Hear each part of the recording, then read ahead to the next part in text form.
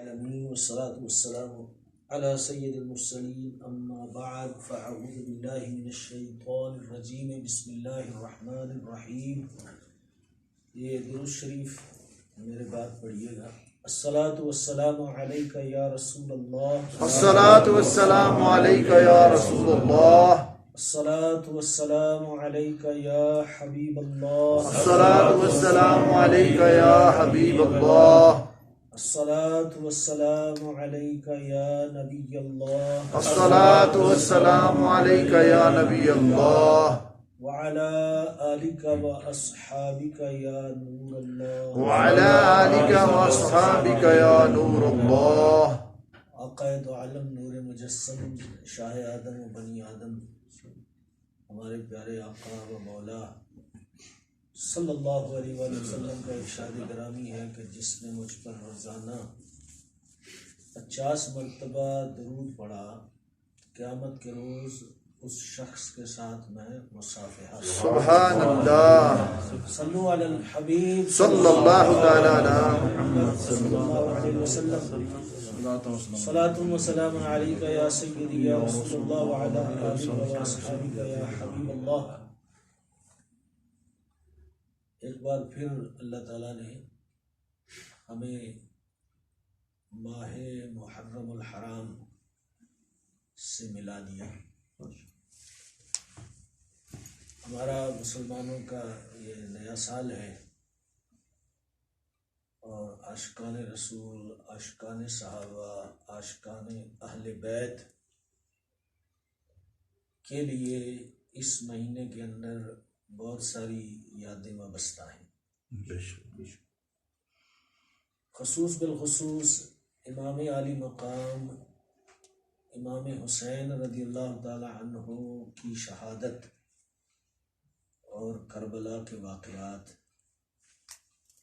وہ مسلمانوں کے دل و دماغ میں تازہ ہوتے ہیں اور ان کے ذریعے سے ایک جوش پیدا ہوتا ہے، ایک بلبلہ پیدا ہوتا ہے اور مسلمانوں کو ایک تحریک ملتی ہے.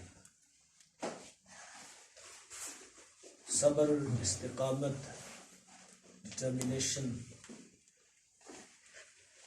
مسلمانوں کے اندر پیدا ہوتی ہے اور جو دکھوں میں غموں میں گھرے ہوئے ہوتے ہیں ان کے دکھ ہلکے ہو جاتے ہیں، یہ سوچ کر کہ جب نواسہ رسول اتنی مشکلات سے گزرے تو ہم کیا ہیں. ایک تسلی سی ہو جاتی ہے، ورنہ لوگ تو پریشانیوں سے مر جائیں. آپ کی قربانی دین اسلام کی زندگی کے لیے ہے. بے شک. حضرت امام حسین رضی اللہ تعالی عنہ کی قربانی کسی پولیٹیکل مقصد کے لیے نہیں تھی، کوئی دنیاوی غرض نہیں تھی. آپ تو اس کائنات کی سب سے بڑی دربار اور سب سے بڑی مزار کے سجادہ نشین. سبحان اللہ. آج کل چھوٹی چھوٹی درباروں کے جو سجادہ نشین ہوتے ہیں نا، گدی نشین، وہ بھی بادشاہوں کی طرح زندگی گزارتے ہیں. تو ان کو کیا کمی تھی؟ نبیوں کے سردار کے سجادہ نشین. بے شک. سبحان اللہ. اگر یہ یزید کے خلاف نہ اٹھتے تو کیا یزید ان سے لڑتا؟ کبھی نہیں. بلکہ آتا، ہاتھ چومتا، پاؤں چومتا، نذرانے پیش کرتا، دعائیں کرواتا. لیکن وہ علامہ اقبال نے اس کا خلاصہ کر دیا نا کہ بتا اے شیخ کیوں ابن علی آیا تھا میدان میں، اگر حجرے میں ہوتی روشن شمع ایمانی. بے شک. اگر حجروں میں بیٹھ کر شمع ایمانی روشن ہو سکتی تو پھر ابن علی یعنی امام حسین میدان میں کیوں آتے؟ تو کسی شاعر نے بڑا اچھا خلاصہ پیش کیا ہے چند اشعار میں. اگرچہ لوگ کہتے ہیں کہ یہ حضرت خواجہ معین الدین چشتی اجمیری رضی اللہ تعالیٰ عنہ کے اشعار ہیں، لیکن یہ بات درست نہیں ہے. ایسا کوئی ثبوت نہیں مل سکا کہ یہ اشعار حضرت خواجہ معین الدین چشتی اجمیری کے ہیں، لیکن اشعار اچھے ہیں، بے شک. تو اس لیے ان کو پڑھنا سننا اس میں حرج نہیں ہے. شاہ است حسین بادشاہ است حسین، کہ حسین کو یہ مظلوم بنا کے پیش کرتے ہیں لوگ، مجبور، ماریں پڑ رہی ہیں. نہیں، اس طرح پیش نہ کرو. وہ تو بادشاہ تھے، سبحان اللہ. ان کو بادشاہوں کی طرح پیش کرو. بے شک. عربی میں 2 لفظ استعمال ہوتے ہیں یعنی کنگ کے لیے، شاہ اور بادشاہ، دونوں فارسی میں دونوں استعمال ہوتے ہیں، تو شاعر نے دونوں استعمال کر دیے، ماشاءاللہ. شاہ اور پھر بادشاہ. شاہ است حسین، حسین بادشاہ ہے، بادشاہ است حسین، بے شک. اور حسین ہی بادشاہ ہیں. بے شک. سبحان اللہ. شاہ است حسین، بادشاہ است حسین، دین است حسین، دین پناہ است حسین. سبحان اللہ. حسین کی ذات تو دین ہے، کیونکہ ان کی ذات سے لوگوں کو دین ملتا ہے. وہ سر سے پاؤں تک دین کو ریپریزنٹ کرتے ہیں، بے شک.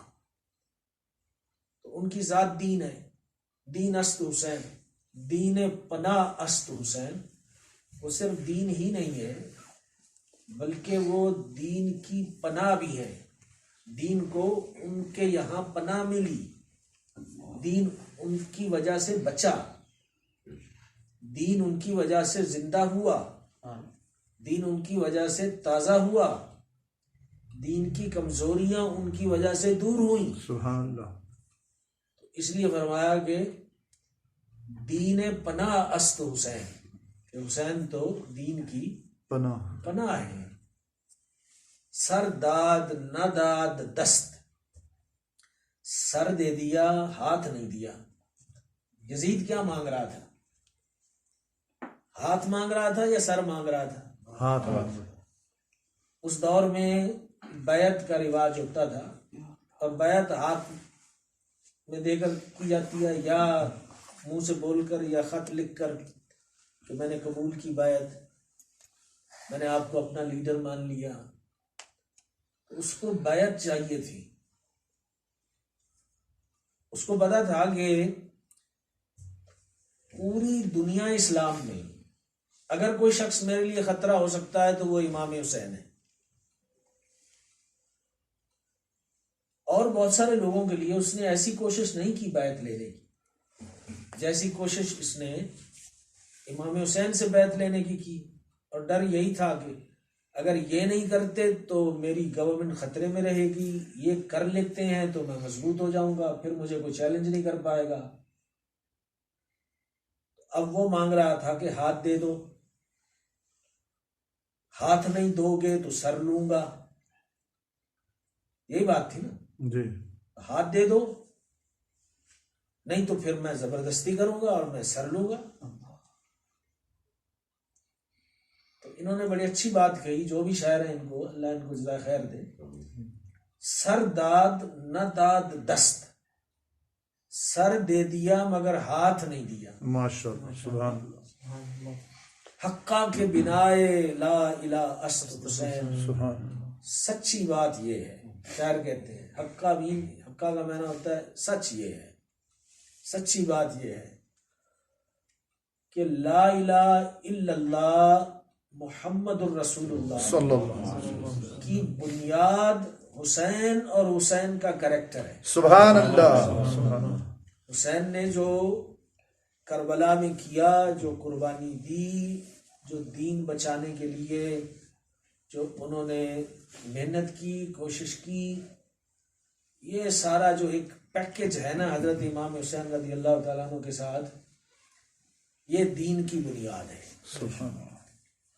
تو اس سے ہٹ کر اگر کوئی دین سمجھنا چاہتا ہے یا ڈھونڈنا چاہتا ہے اس کو نہیں ملے گا، کیونکہ امام حسین رضی اللہ تعالیٰ عنہ کے ساتھ نمازیں بھی تھیں، ان کے ساتھ وظائف بھی تھے، ان کے ساتھ جماعتیں بھی تھیں، ان کے ساتھ جمعے بھی تھے، ان کے ساتھ خطبے بھی تھے، وہ درود پاک پڑھنے والے تھے، وہ تہجد پڑھنے والے تھے، وہ چھوٹے بڑے کا خیال رکھنے والے تھے، وہ اخلاق حسنہ والے تھے، وہ اچھی گفتگو فرمانے والے تھے، ان کو بڑوں کا لحاظ تھا، بچوں پر شفقت تھی.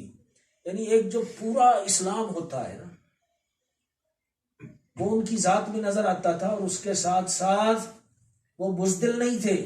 بے شک مومن بزدل نہیں ہوتا، بے شک کیونکہ اس کا ایمان اللہ تعالیٰ پہ ہوتا ہے کہ جب اللہ چاہے گا تو مجھے نقصان پہنچے گا، جب اللہ چاہے گا تو مجھے موت آئے گی، تو وہ ڈٹ جاتا ہے، کہیں بھی ڈٹ جاتا ہے. پوری تاریخ میں آپ دیکھیں گے کہ بڑے بڑے ہیرو جن کی ہم باتیں کرتے ہیں تو بڑے خوش ہوتے ہیں، یہ جب اس لیول پہ پہنچتے ہیں کہ بس جو کرے گا اللہ کرے گا، تو پھر یہ بہادر ہو جاتے ہیں. سبحان اللہ.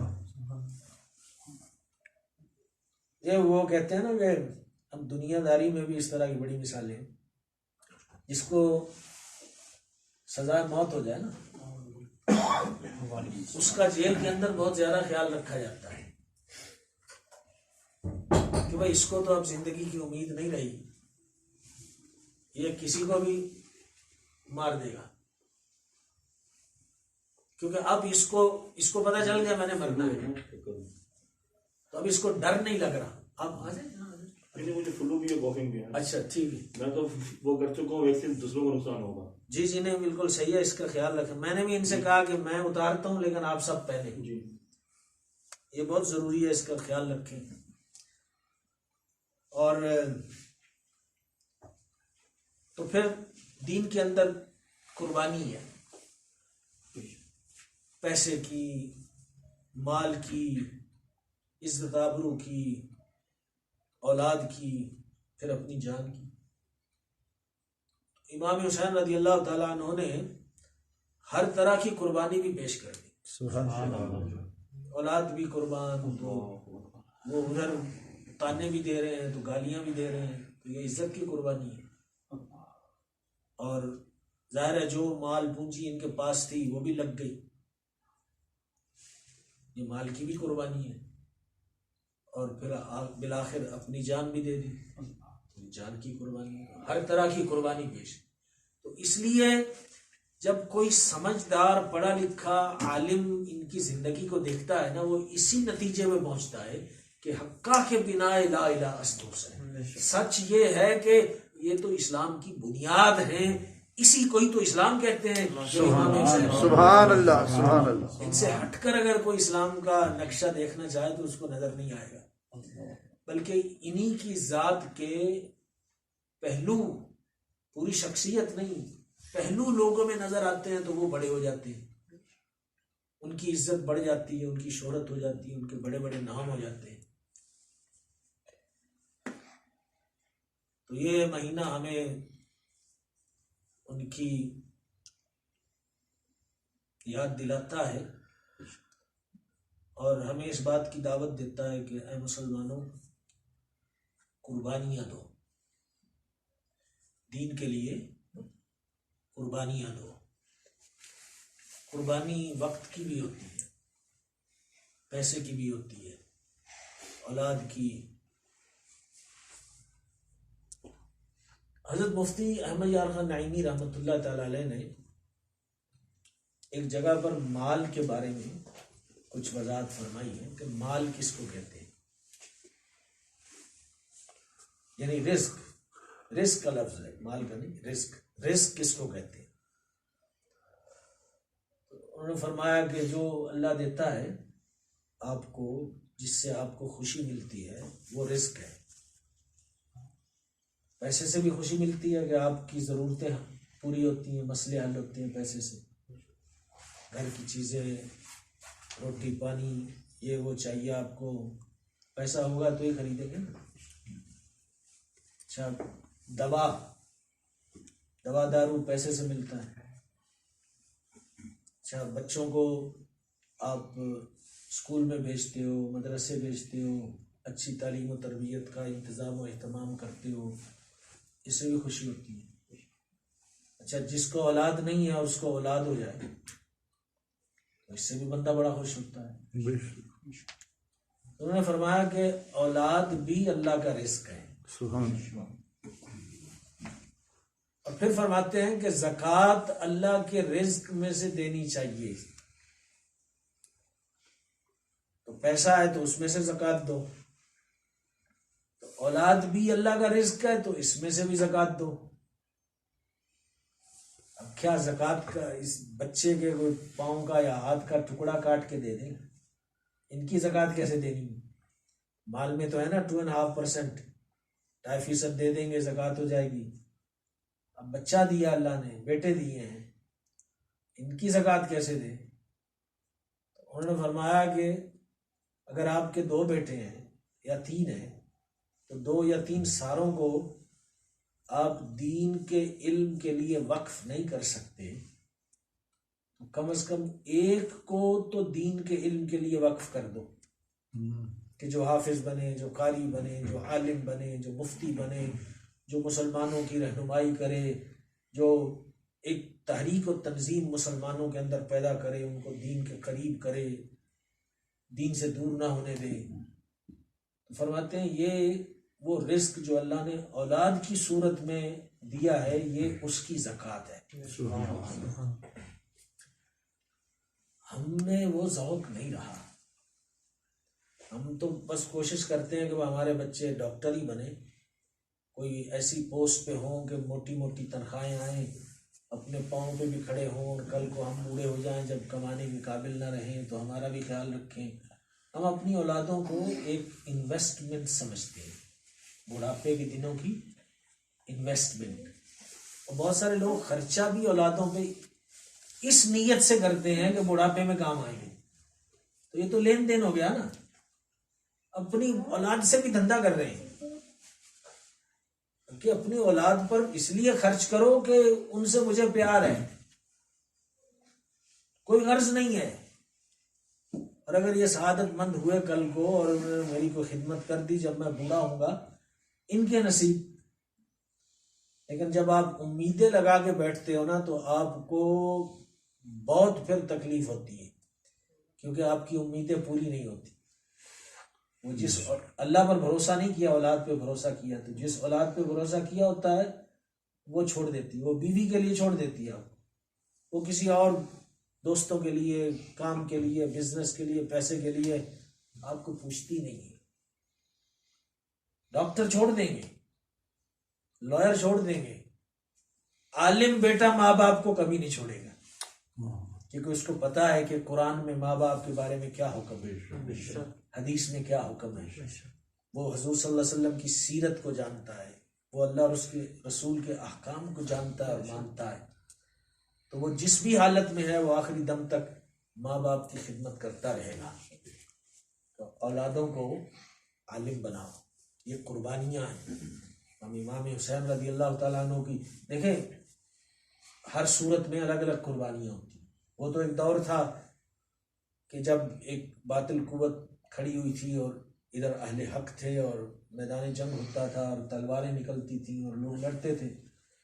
اب تو آپ تلواریں نکال کے نہیں لڑ سکتے نا, کیا کر سکتے ہیں؟ اسلام کی سربلندی کے لیے آپ تلواروں سے تو, گولیوں سے تو نہیں کر سکتے. تو حکومتوں کا کام ہو گیا, ابھی حکومتیں کریں. اب کوئی اسرائیل میں جا کے یہودیوں سے لڑنا چاہتا ہے تو کیا ہم ساؤتھ افریقہ سے کوئی پلاننگ کر کے, ہمیں تو ویزے نہیں ملیں گے اور جگہ جگہ چیکنگ ہوگی. اگر 2-4 گنز آپ چھپا کے لے جا بھی رہے ہیں تو ایئرپورٹ والے پکڑ لیں گے, تو کیسے لڑو گے جا کر؟ تو ہر دور کی اپنے حساب سے قربانیاں ہوتی ہیں. تو اب اتنی سی بھی قربانی مسلمان اگر دے دیں کہ اپنی اولادوں کو وقف کریں دین کے لیے. ہمارے لوگوں میں علم دین نہیں ہے, مسئلے مسائل ہماری اکثریت لوگوں کی کچھ نہیں جانتی, کچھ نہیں سمجھتی. غلط سے غلط کام, غلط سے غلط فیصلے, غلط سے غلط سوچیں, توہمات, سپرسٹیشنز ان سے بھرے پڑے ہیں. اگر گھر کے اندر علماء ہوں، پڑھے لکھے ہوں، تو کیسی بہاریں آئیں. تو ایک تو یہ ذہن میں رکھنا ہے کہ امام حسین رضی اللہ تعالیٰ عنہ کی قربانیوں کے فیضان سے ہم بھی قربانیاں دیں گے انشاءاللہ. دوسرا یہ ہے کہ اب آپ نے دیکھ ہی لیا کہ یہاں پر اللہ کے فضل سے مدرسہ شروع ہو گیا، اور ہم غوث اعظم ویلفیئر فاؤنڈیشن کے مشکور ہیں، اور فیضان نورانی قائد اہل سنت مولانا شاہ احمد نورانی صدیقی رحمۃ اللہ تعالی علیہ کی نسبت بھی یہاں موجود ہے. تو ہم مشکور ہیں آرگنائزیشن کے، اور جو اسلامی بھائی اس میں کام کر رہے ہیں، حصہ لے رہے ہیں، اور اپنا مال اللہ کے راستے کے لیے وقف کر رہے ہیں. اللہ ان کو جزا خیر دے.